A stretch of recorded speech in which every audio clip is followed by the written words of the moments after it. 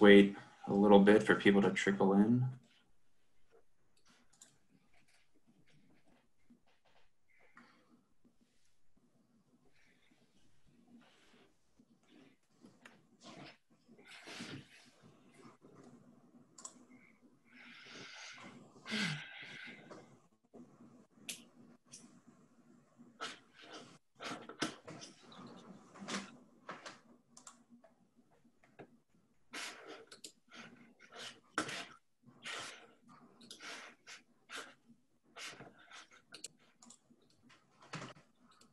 All right, if you're just joining us, we're just gonna give it about another minute until we get some more people in here.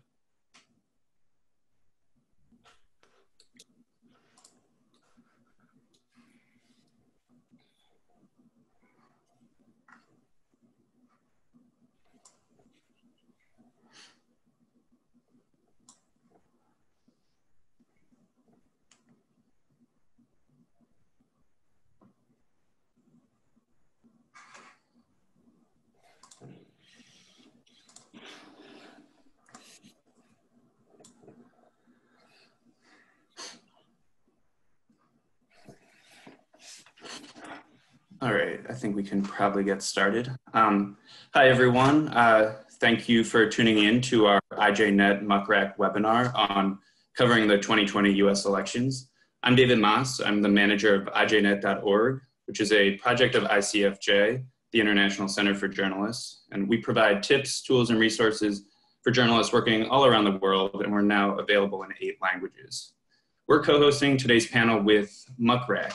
MuckRack works with some of the largest journalist member organizations in the world, including IJNet, to offer free content and tools online to help journalists work more efficiently.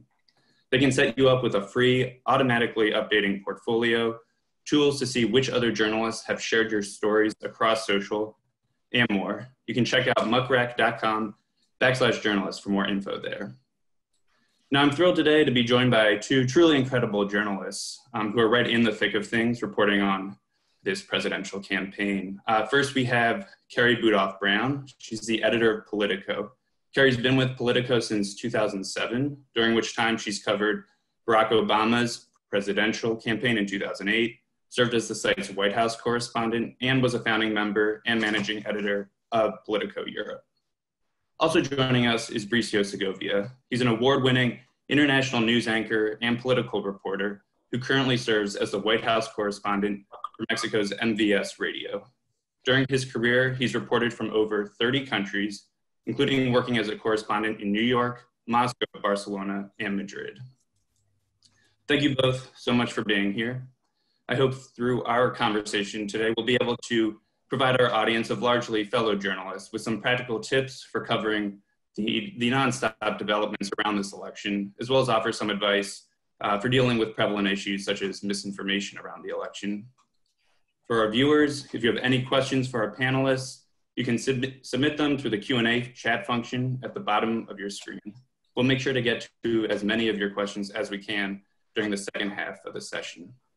Now I'm going to turn it over to our 2 panelists to introduce themselves and provide a bit more context about their experience covering elections. Carrie, I'll start with you. Yeah, thank you so much. It's great to be here, David, and with Bricio.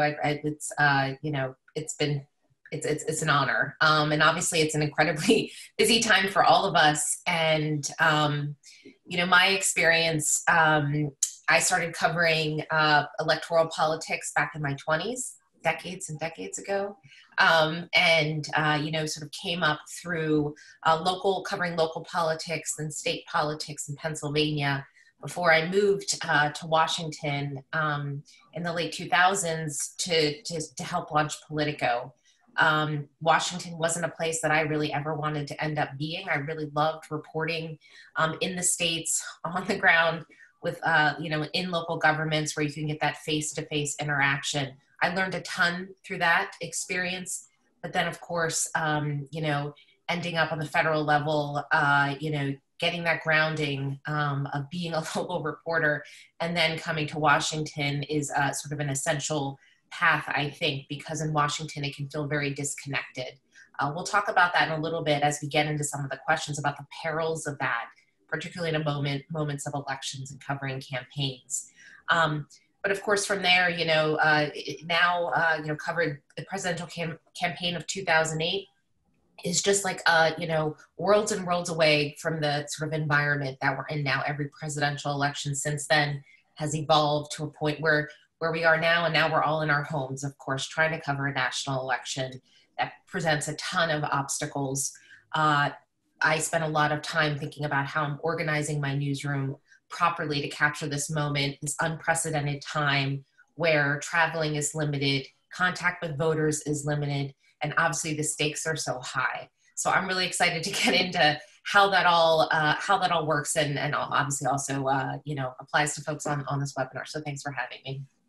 Awesome, thanks so much, Carrie. And Bricio, if you want to take it. Of course, thank you, David, for having me. It's also an honor to be sharing this panel with you, Carrie. And well, I hope like everyone watching can find whatever advice or experience we can share helpful. I'm an international correspondent. I've been working overseas. I'm originating from Spain. I've been working overseas for over a decade now.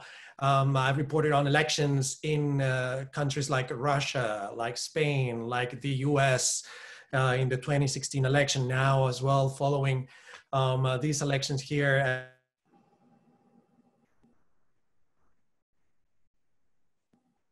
Did we lose Bricio? Can you hear me? Yeah, okay. Okay. As I said, it's interesting from an international correspondent having the experience of having reported of elections in different countries, because that gives you as well the perspective. And sometimes we take democracy for granted. And I think that is very important that we have that perspective as well. And we bring it into our reporting when it's necessary, especially reporting for an international audience, which might differ slightly from the kind of reporting that our colleagues here in the US for an American audience might be doing. So we'll talk about that, I guess, as well. And yeah, any questions you might have later, happy to answer. Awesome, thanks so much, Bricio. And that's actually a great segue into the first question I want to ask you both, and which is, what can reporters learn from, past elections and their coverage of past elections? And I'm thinking, I guess, a lot of people are comparing this election to the 2016. Of course, that's really top of mind, the 2016 election, but also, other elections that you may have covered in the past, like you were mentioning, Bricio. So Carrie, I'd love to start with you for this one. I'll just sort of share what I tell my team in my newsroom and have been telling them for years. I took over the Politico newsroom a week after Donald Trump was elected. I was out of the country for most of the 2016 cycle. As David said, I was in Europe starting our Europe operation in Brussels. So I really came back to the country at the end of 2016, really kind of like, whoa, what sort of happened here? And really applied some of my own theories, right? One is, I always tell my reporters to test your assumptions, meaning just because something looks one way, please always be skeptical about that and do not sort of report to an end result that you're just assuming is going to happen. Expanding your source networks is critical, that you're not just talking to sources in, one camp or just political consultants or in one place, or you need a diverse source network. Geographically, professionally, and racially, ethnically, when you approach stories, you have to cast a wider net, just to make sure that you are not sort of caught in an echo chamber, and confirmation bias can sort of, creep in. For a national election like the one in America, national polls are pretty meaningless. Don't rely on national polls to tell you what's happening on the ground in these key states. You look at state polls. And when you see something, say something, meaning you are your best, judge. Like if you're gonna see something, or you have a hunch, or you're hearing something from sources that counters the narrative, say something to your editors, lean into it. Don't ignore your gut feeling about, the reporting that you're doing. But really it is about just being as complex in your thinking as possible, and really frankly open-minded, and curious. and don't shut down possibilities and test your assumptions. Of course, there's a lot of other things that I would say goes into that, but those are some of the messages that I have been preaching to my newsroom for the past 4 years, no matter whether it was in the midterms or now that we're in this national election of 2020. Awesome. And Bricio, how about you? I think something that is always important to remember is we are correspondents or reporters for a reason. I mean, we are the eyes of the rest of the people. So just talk to people so you can understand what is happening on the ground. Sometimes media outlets tend to rely on wires, whatever they get from news wires. And as helpful as that can be detrimental as well, because we forget that we have reporters all over the country. In the case of national news media, or in the case of international news media, they might have a few correspondents spread out the country, not as many, but we need to talk to people if we want to show a full spectrum of the story. And that means getting out of your bubble. For instance, we are in Washington, D.C., based in Washington, D.C. Washington, D.C. is a bubble that doesn't represent the whole country. So travel as much as you can, talk to people as diverse as you can find, so you can have different point of views and explain to your audience what is happening in this country and the different points of views. It's important as well to remember that it's something very basic in journalism, but we are not here to be biased. We need to be unbiased. I know it's always a tough concept to discuss, but we need to show both sides of the story. And especially in moments like this election, where the country is so polarized, I think it's even more critical for journalists to actually show the full spectrum of what the country is about. So we can show a fair representation of whatever is happening here.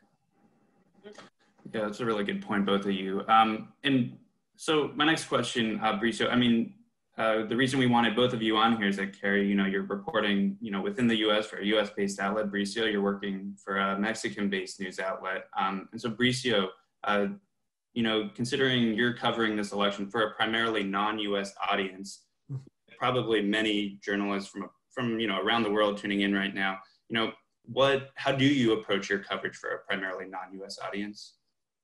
Well, I think the basics of journalism and of being a correspondent is trying to explain things that are usually hard to understand as simple as you can, so a broad audience can understand what is happening in the country. That, of course, if you work for a general publication, you can always work for specific publications that specialize in economy, in economics or whatever. In that case, of course, the perspective might be different. But if you work for a broad audience, try to make things simple so as many people as possible can understand what is happening in the country. In the case of an international correspondent or for foreign correspondent, that means obviously translating whatever is happening here if the language of your audience is a different one.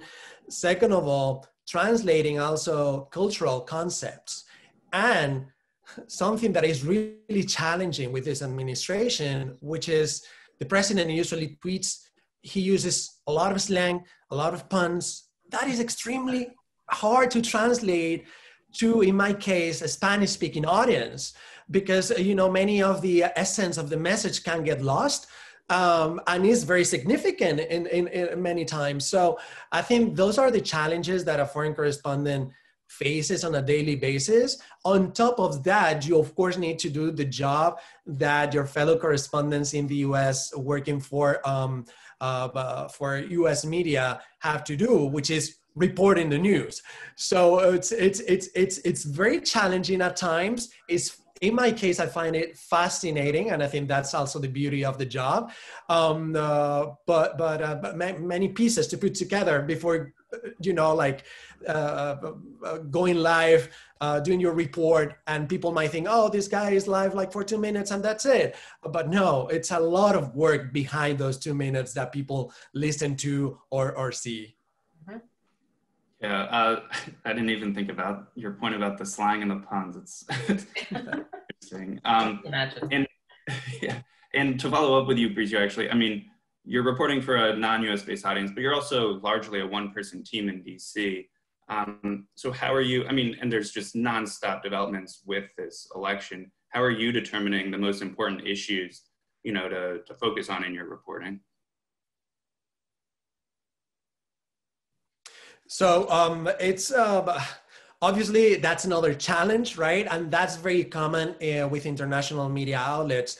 They usually don't have the budget to have big bureaus here, right? So oftentimes it's just the correspondent in the case of radio, or print in the case, maybe you might have a correspondent in DC, another one in New York, and maybe another one in the West Coast, usually California, or in the case of Mexico, the border is a very important strategic place to have correspondents as well. So you might have a correspondent in Texas. But usually how it works is you are the bureau, wherever you are. Television is a different story. They might have a camera person. They might have a producer. It really depends on the media outlet. But usually you are the one assessing what is happening in the country, pitching stories, pitching ideas, and kind of like suggesting how to report on certain things that are happening on the daily basis. So it's, I find it a privilege, because you are the one in control of the story most of the times. In big teams, usually you might have your editors pitching stories for you, or there are different things that can happen there. But when you are the person pretty much handling everything, you have that privilege, and that's great. It comes with many challenges, as I said. For instance, now, as much as I would like to be on the trail, the electoral trail, sometimes you can just not have the luxury of being traveling nonstop, because you need to be in Washington, D.C., because the president is here most of the time, and you would like to be covering both candidates, but sometimes it's very challenging during elections. But you need to find a balance, being able to assess what rallies, what events are critical to your coverage, so you can actually split yourself and be like covering Biden, covering Trump, a little bit of everything. In my case, I'm a designated White House correspondent for NVA's radio, so I spend a lot of time there. But usually those are the main challenges that a foreign correspondent has to take into account when doing their job. Gotcha. Thanks, Bricio. And for those of you tuning in, just a reminder, you can submit your questions in the Q&A chat function at the bottom of your screen. We'll make sure to get to as many as we can, in the second half of this panel today. Now, Carrie, I want to move over to you. Obviously, you're working for Politico, and you manage a team of reporters covering the election all across the U.S. How are you and your team carving out unique angles into this, story that's dominating everything? Yeah, a little bit of background. One of the other things I decided to do differently this cycle than past cycles is, Politico is obviously a Washington-based publication, but for years we've been building up reporting capacity in the States, where we have people on the ground in maybe about 7 states. We have official offices, but we have reporters in more than a dozen. And that is because what I decided to do was place half of my national political reporters who would be covering the election, folks who had been covering the states, I lifted them up to be national political reporters. So I have lead reporters based in Florida, in Michigan, in Illinois, in New England, in North Carolina, in Pennsylvania, and you see a pattern there. The pattern is that these are the states that will determine who wins the election. And by having folks on the ground, and these are reporters who are deeply sourced in these states. These aren't reporters who I picked up from Washington and put in some random state. These are reporters who basically are natives, who have reported through their careers in these places. So they have been able to provide like what I have called like a safety net of sorts, particularly in this environment. I dreamt this up years before we were having a pandemic, but it's almost so obvious, but how do you cover a national campaign from Washington? There's value in that, right? We have to have reporters here, as Bricio says. People live here, people work here. This is where a lot of the action is. But the fact that for decades, really, national publications didn't have people out there in the States, I think is going to have to change, into the future. We certainly changed the way we operated to capture that. And to the point of how do you find unique angles at a place like Politico, we're not the New York Times or the Washington Post or the AP in that we have to cover everything. If something's a commodity story, meaning that everybody's covering it, we will dispatch with it through a breaking news team. The mandate is, always find something that someone else hasn't written. And that's sort of a good, thing to keep in mind for anybody, any reporter out there. If it's been written already, it's probably, I know not every reporter has this luxury. Mandates are different publication by publication, but always looking to how you can advance, go in a different way, come at it differently. That is the mission and mandate of my reporters, is just basically, if it's been reported, let's not write it. Let's find something new to say about it, or wait until we do. And so, that I just think is essential for distinguishing yourself in what is a tremendously crowded media environment. And just individually for folks on this call, I think that's also just a good way to organize your thinking every day. If we're going to go to an event that everybody else is at, what is your sideways in way? What is your sideways in? And, how do you distinctively, stand out? David, if I may, real quick, I just want to add to what Carrie says, that the fact of finding news stories, that's extremely important. And I think that I always say that a journalist is worth what their contact list is worth. So building sources is extremely important to get scoops, to get stories that are unique as well sometimes. So I always say that a journalist is 50% a journalist and 50% a PR person, because you need to socialize, you need to have coffee, drinks with people, so you can build your sources, work your sources, and actually be connected to people that are gonna actually make a story that is gonna be unique eventually, and you're gonna add value to the news agenda on a daily basis. Obviously, COVID is a challenge in all this as well, because we cannot be on the field, meeting with sources and so on that often. So we had to find other ways to do that during these times. Awesome.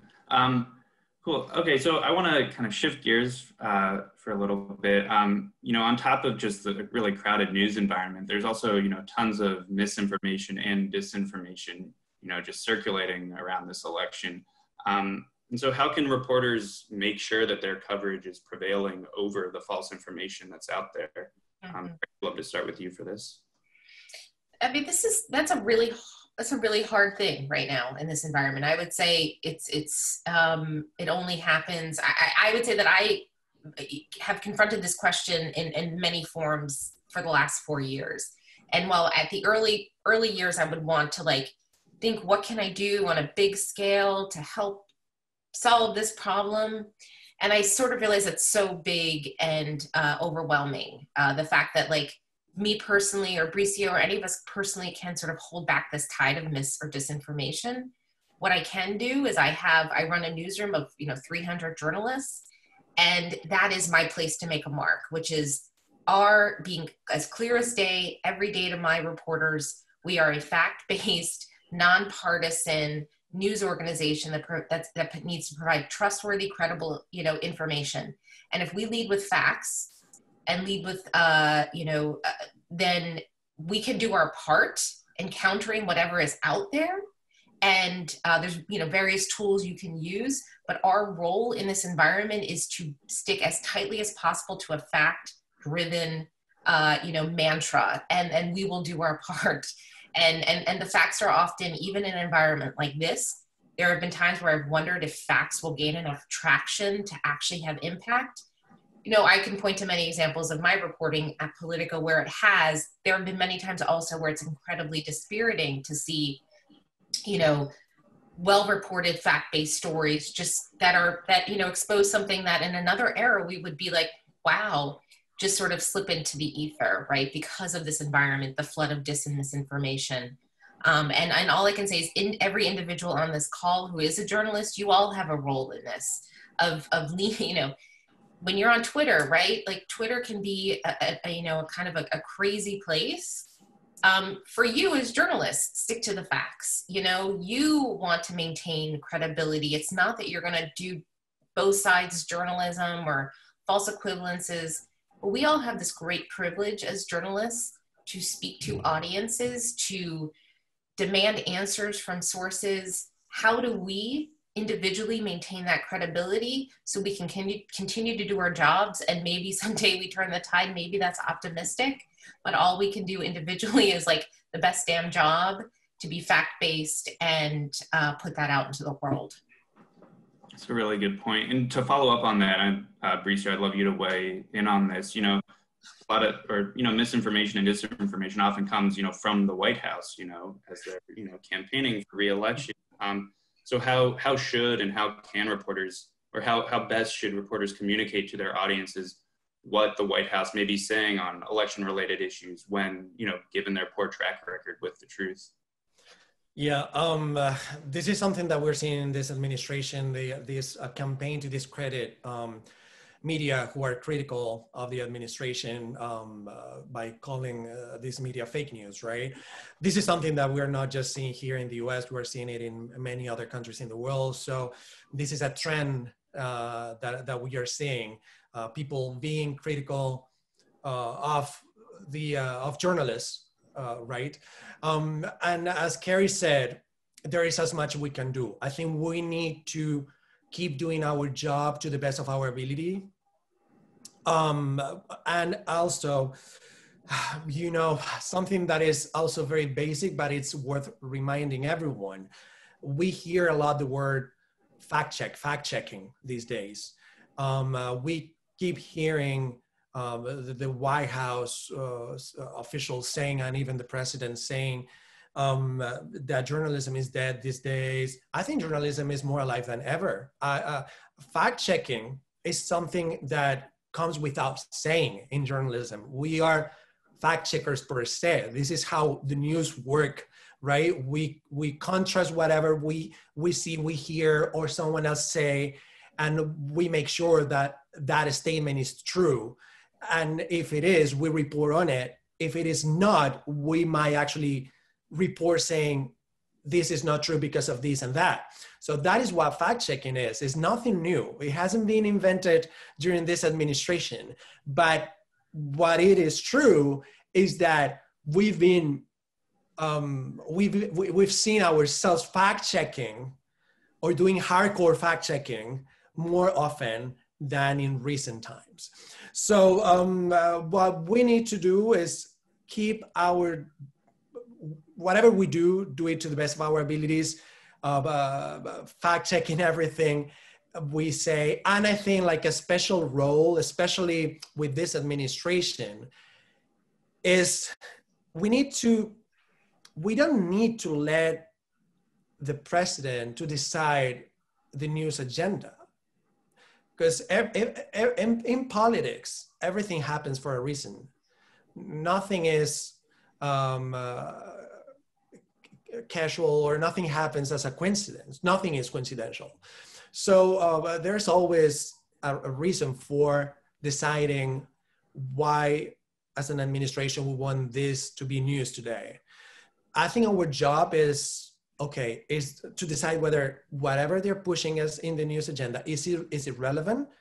Is it not relevant? If it is not, just don't report it. And I think we've been learning along the way, since we are in this Twitter politics era, we are learning along the way. And I remember the first days of President Trump in the White House, everyone was reporting on every single tweet of the president. And we've seen how things have changed slightly. We don't do that anymore. We are learning as well. This is fairly new to us as well. And so 4 years in, I think we're being more aware on what is important and what it is not on the president's tweets. It is also, I think, another important point here is to educate the audience.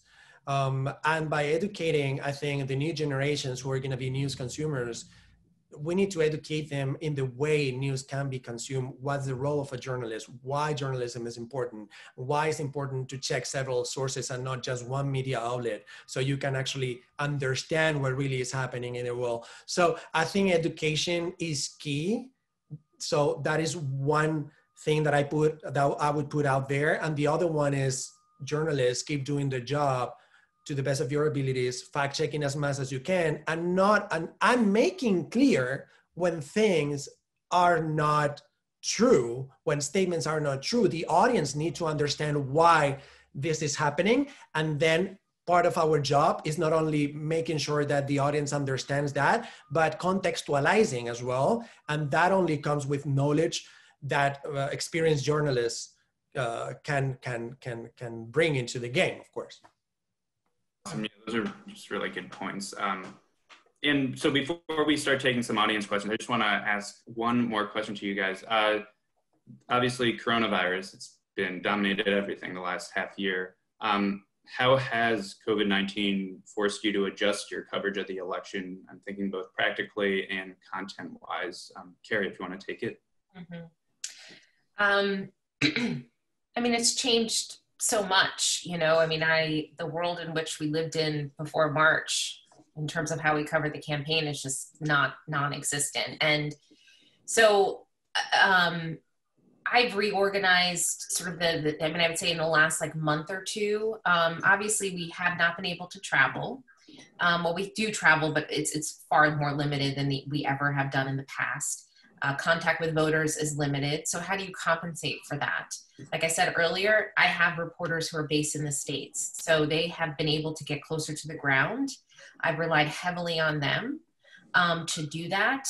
In addition, sort of adjusted the mandate for the final few months of this campaign back in the summer, where, like I said earlier, you know, we don't focus on national polls. We're looking at this as a state-by-state race, focused on a handful of them, launched some projects where I have reporters based in those states reporting, every day on what folks are hearing, seeing, where the trends are going, to surface these changes or trends in the states that will have, that seem to have a bearing on what ultimately happens.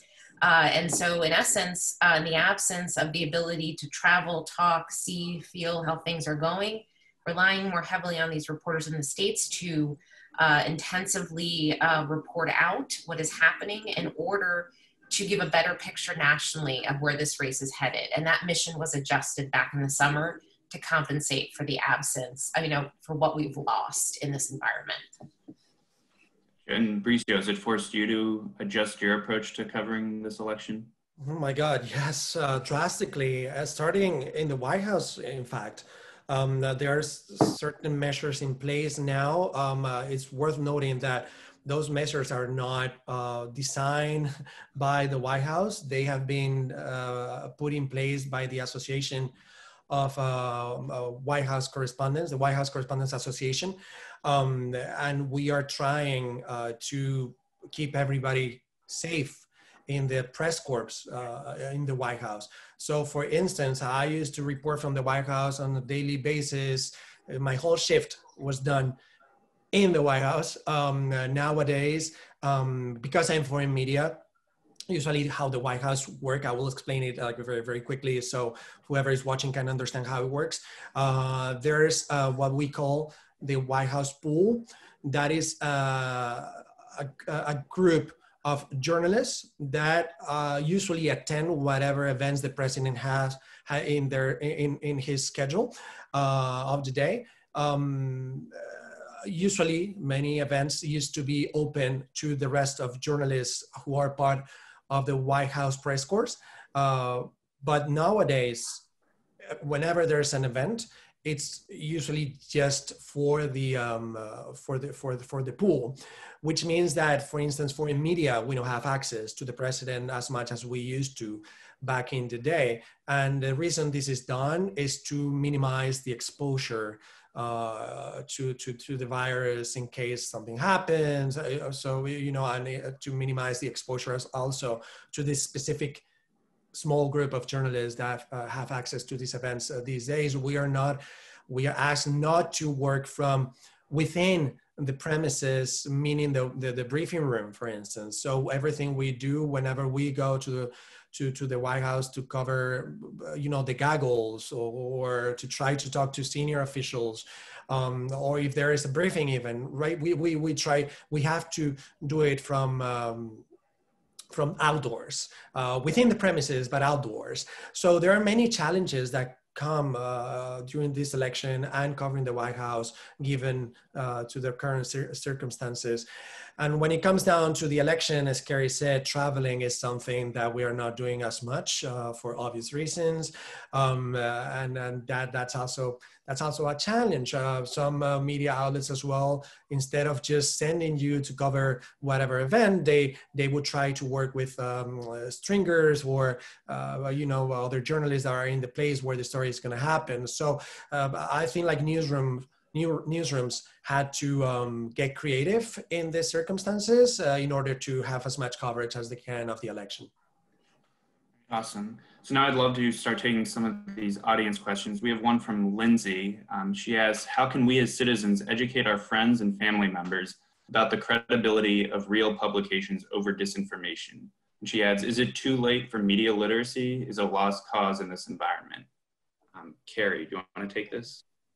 It's such a good question. I don't think it's ever too late for media literacy. I do think it's an uphill battle, though. You know, as we know, there's, you know, 40% of this country, there's maybe less than that, but obviously there's a very, with social networks, cable networks, you know, America is sort of retreating to its corners, you know, where you can better identify, where folks can best identify they're going into those corners, and increasingly it's hard to penetrate the walls that people are putting up. So the only thing I would say is that, you know, I, as a journalist, you know, read, you know, across the spectrum, right? As everyone else should try to do.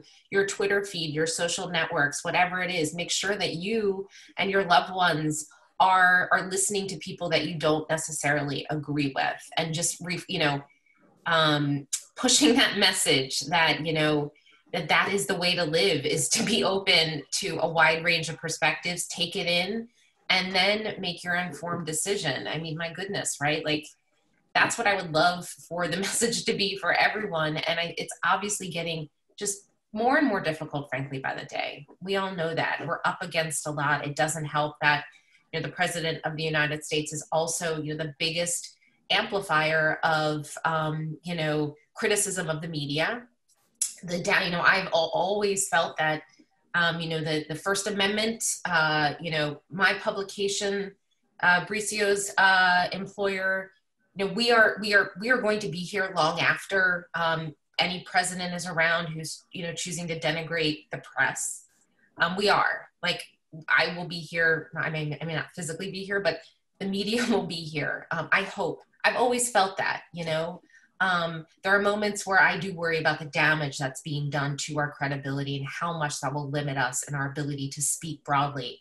And my publication in particular, we take this incredibly seriously. There are not many publications that, you know, can speak credibly to a broad swath of America. Now, there's extremes on both sides that we are never going to capture, but my hope is that we can, by providing fact-based journalism, we can continue to speak to people in both parties without compromising our principles or anything like that, saying it as it is, as we need to do.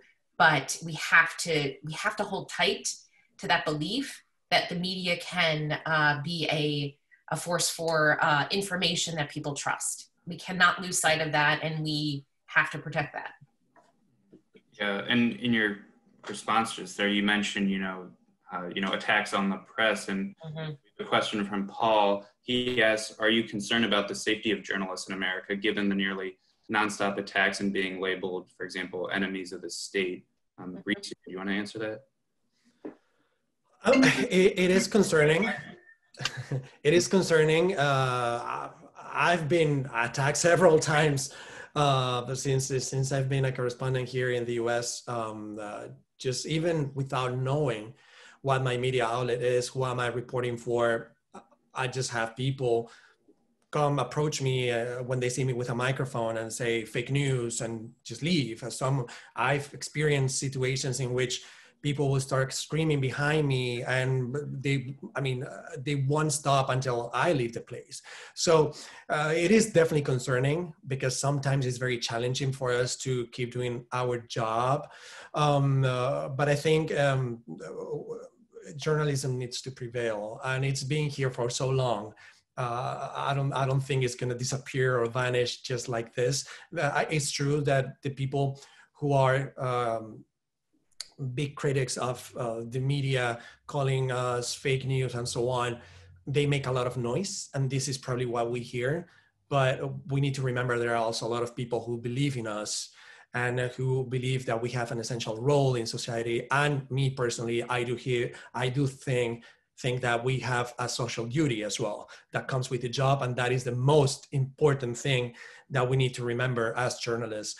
So I think it is important to remember all that. It's important also, as Carrie said, to try to educate people, and that was also a really good question by Lindsay, to educate people by telling them, don't just stick to one media outlet. Try to read as many as you can, and not just outlets that validate your opinion, because you cannot develop critical thinking if you just consume news that are going to validate what you already think. You want to be challenged in a way so you can actually explore new ways of thinking and understand how the other part of the country feels about what is happening. So I think it's just a matter of being curious. So I think that is the message that people can send to educate their peers.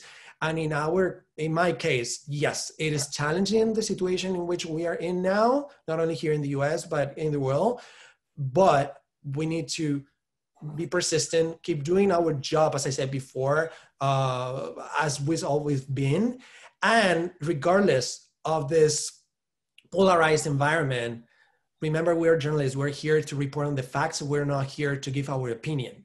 And I think that's a basic, but it's a basic that sometimes is forgotten, and that doesn't make a good service to the industry. So that needs to be reminded as well. Great.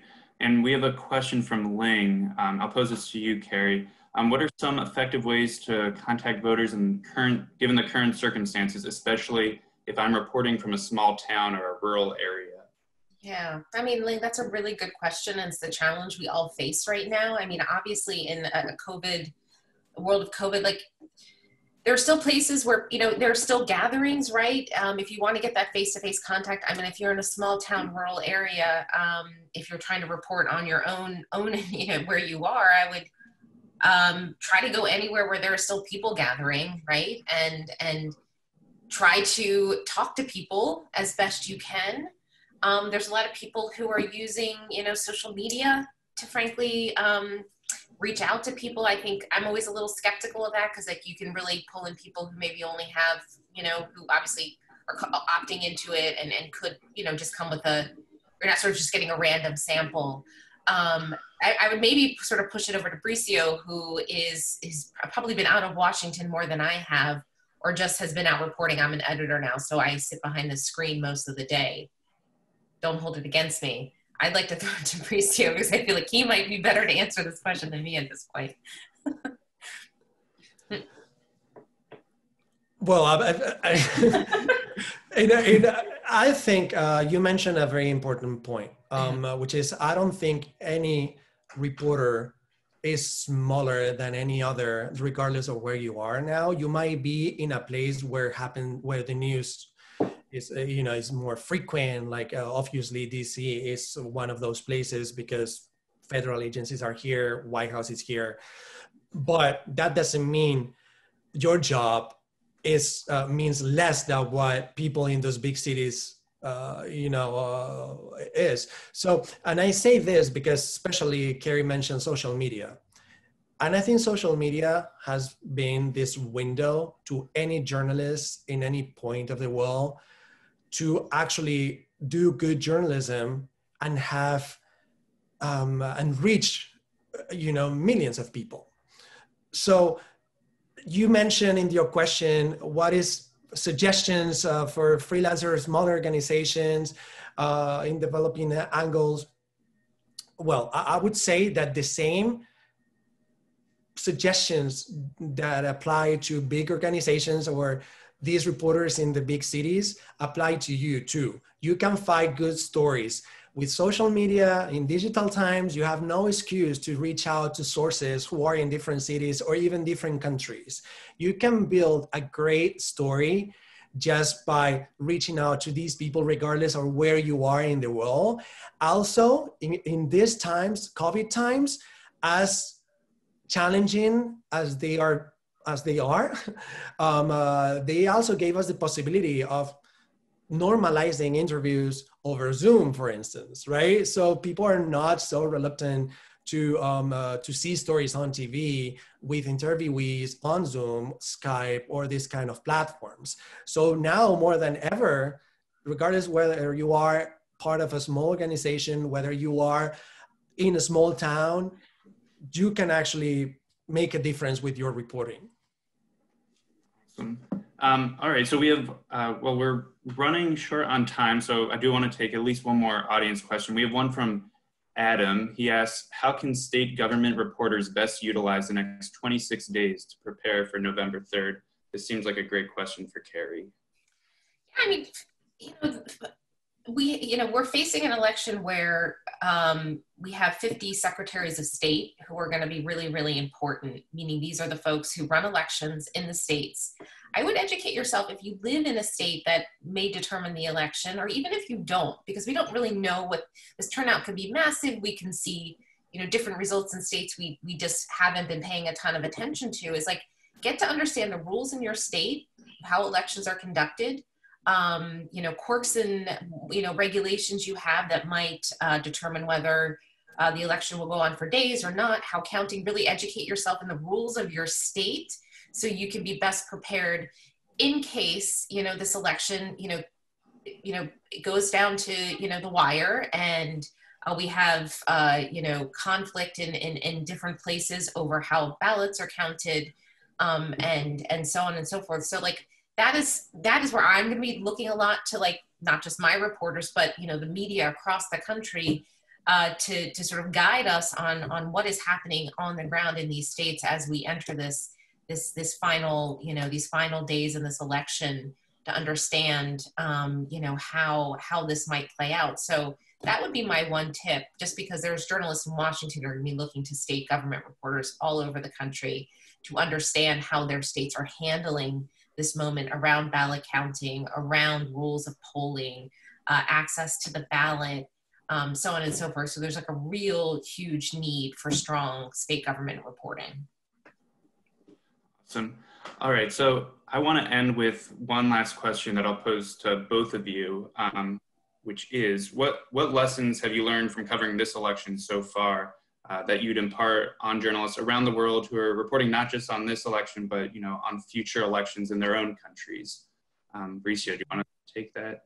Yeah, sure. Well, I think we cannot ignore the pandemic and the effect that is taking in this election cycle and in the way we report access that we have to as I mentioned, sources, events, etc. So I think what we learn is that there are other ways to report, right?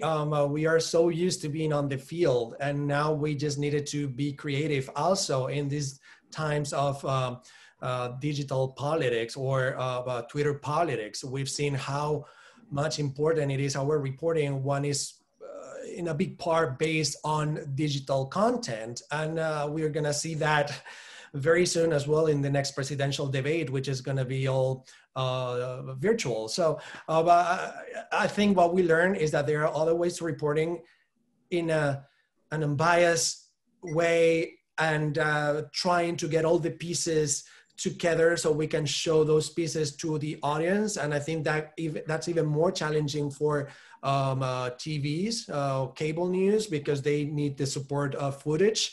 And that can be very challenging when, you know, like you don't have access to certain events, or things are digital or virtual. And in that case, obviously, Zoom room is not as exciting to see on a screen as it might be a theater full of people. But I think but that's something that I learned. Being responsible as a professional is another thing that I learned. And I'm talking about the COVID situation, how we need to be responsible in order to, for instance, as I was mentioning, the White House pool, how to minimize the risk to our fellow journalists, how to get tested, you know, all those things that we've been learning these months have been critical in the way we are reporting, and how we actually make sure that this reporting can be kept. Because if we don't take you know, take all these measures, preventive measures, then we put at risk our fellow reporters. And I would like to end with a different note, if I may, adding to the fake media conversation that we had along this this panel. I think that another way to educate is just remembering people that being critical. I mean, journalism wasn't made to just please people in power. Journalism was made to hold people accountable. And we often get very criticized because they say, oh, you're fake media because you're being very critical of the president, or you're being very critical of this administration. Well, whether we like it or not, you know, those are the people we need to hold accountable, because those are the people in power. So it is actually normal that we're going to be more critical on whoever is in power on this administration, and that is nothing new. We might be more or less critical depending on the level of truth that comes from that administration, or, you know, this kind of things. So I think another way to educate people, and we need to keep in mind in order to keep journalism as alive as possible, is, hey, read as many outlets, watch as many outlets as you can, but also remember that we need to hold people accountable. And it is normal that these people are going to be criticized, because that's what journalism is for. Yeah, no, that's an excellent point. Thanks, Bricio. And Carrie, before we leave, you know, what lessons have you and maybe your team as a whole, what have you all learned from covering this election so far, and, you know, advice you might have for other journalists around the world for covering elections? I mean, I'm surprised how often I'm still surprised, to be honest, and that there are so many more surprises in store. And so I think some people are like, well, I'm not surprised. Well, I'm like, don't actually lose your sense of ability to be surprised. But I would just probably go back to what I said at the beginning, which is just continue to test your assumptions. Don't get drawn into sort of one line of reporting and stick with it. When you see something, say something. Remain open-minded. Be objective. Objective is not a bad thing. Like, we all come to these stories with our own experiences, our own personal biases. Our job is nonetheless to sort of have a blank slate and report a story with an objective frame of mind, where you end up, to Bricio's point, you know, you're going to tell it like it is. You're going to use your facts and your reporting to tell the story. It's not going to make everyone happy. That is not our jobs. But test your assumptions when you're out there reporting. Keep an open mind. Expand your source networks. You know, and get beyond your own bubble. There's a big wide world out there, and it's our jobs to go explore it and report it back to our readers and audiences. Awesome. Thanks so much. And thanks so much to both of you, really, on behalf of both IJNet and Muckrack. We know how you know, truly busy things must be for both of you these days. So we're really grateful that you could spend this time with us. And thanks to everyone who tuned in for this webinar. Please be on the lookout for the survey we'll send out shortly after. Your feedback matters to us, and it's really critical for these live events. And finally, you can expect to see the full recording of this panel on IJNet's YouTube channel. We'll also post a recap article with key quotes and takeaways that you can use in your own reporting, and you can find that on